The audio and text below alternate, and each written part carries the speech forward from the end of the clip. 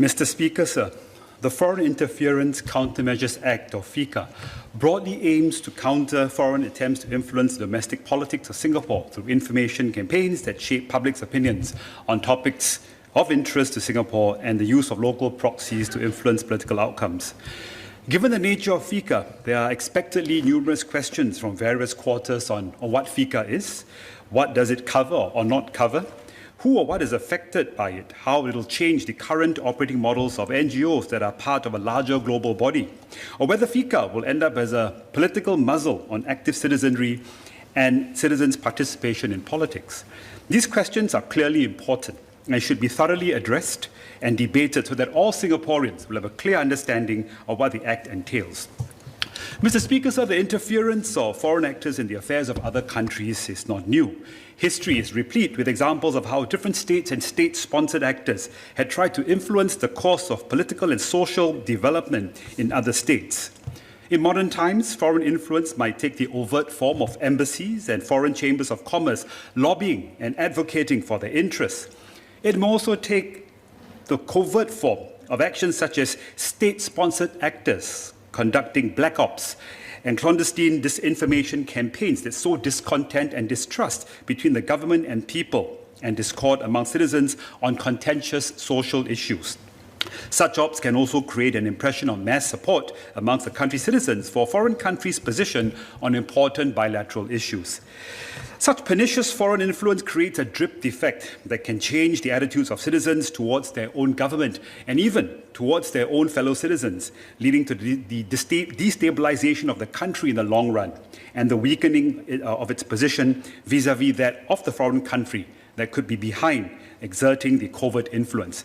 This is why an open economy and a small country like Singapore needs intelligence and counterintelligence resources to help manage such threats.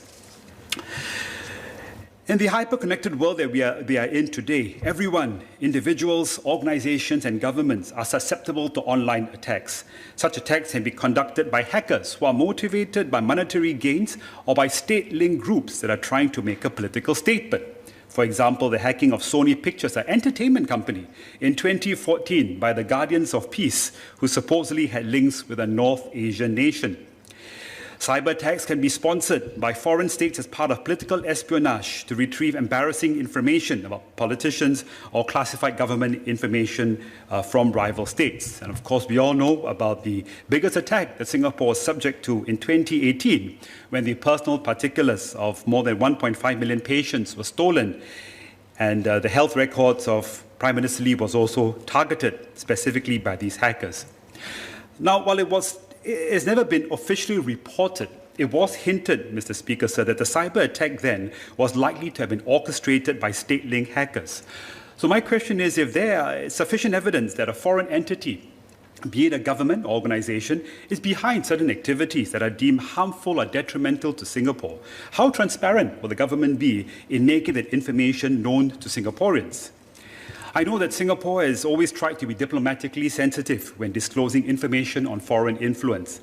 I do understand the need to be diplomatically sensitive, but if we were to act against the agent of that particular foreign entity, then should we not also make that entity's identity and activities known so that we can, as a country, take a particular united position against that particular other country? For example, if country X is behind certain activities that could be deemed detrimental to Singapore, and country X is known to be popular with Singaporeans, either as a tourist destination or perhaps a country that Singaporeans tend to purchase goods and services from, then exposing this country as a country that does not have Singapore's and Singaporeans' interests at heart might allow us, as Singaporeans, as one people, to take a stand of solidarity and take a position against country X. After all, why would we want to contribute to the economy of a country who is determined to affect Singapore negatively? I said earlier that Singapore is a small country, and as a small country, it might not have much of an impact on that particular country's economy, but I believe it is important to take a principled stand to show in a show of collective Singaporean solidarity that you cannot mess with us, you should not mess with us. My next point is the countermeasures from donor activities funding from overseas sources for non-governmental organizations or NGOs. Now, overseas funding for politically significant persons or PSPs, political parties or for organizations involved in political activities are clearly undesirable. They are clearly undesirable.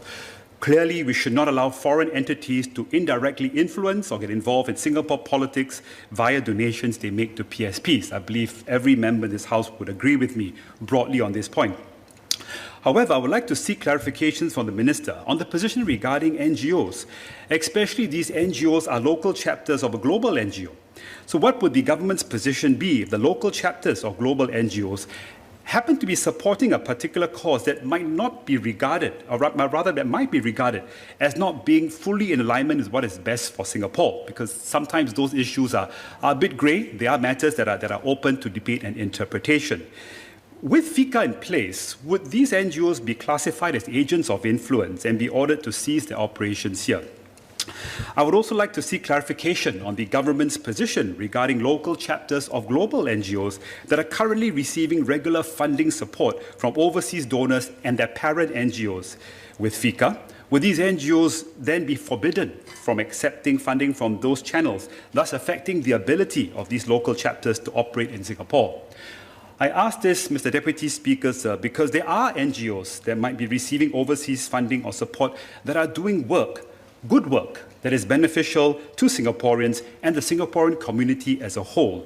And we would not want them or the work that they are doing to be inadvertently affected by this act. Mr. Deputy Speaker, sir, the threat of foreign interference is real, more so in today's hyper-connected world, where we are bombarded every day by an overwhelming amount of information on social media and on digital media. Some of this information could be deliberate attempts by nefarious foreign entities to shape and influence our opinions on certain social and political topics. In an ideal world, we would be discerning enough to differentiate between genuine information versus attempts to influence. But sadly, we are living in less than ideal world, and although not perfect, FICA is still useful legislation to help safeguard Singapore against foreign interference. Mr. Deputy Speaker, the debate over FICA could be polarizing. However, we must not let the debate over the form of the Act or partisan politics detract us from the spirit of what the Act intends to do. We need to acknowledge that the core spirit of the Act is aimed at protecting our country from foreign influences that might destabilize our society or undermine the national interests of Singapore. And with that in mind, I end my speech in support of the Act. Thank you.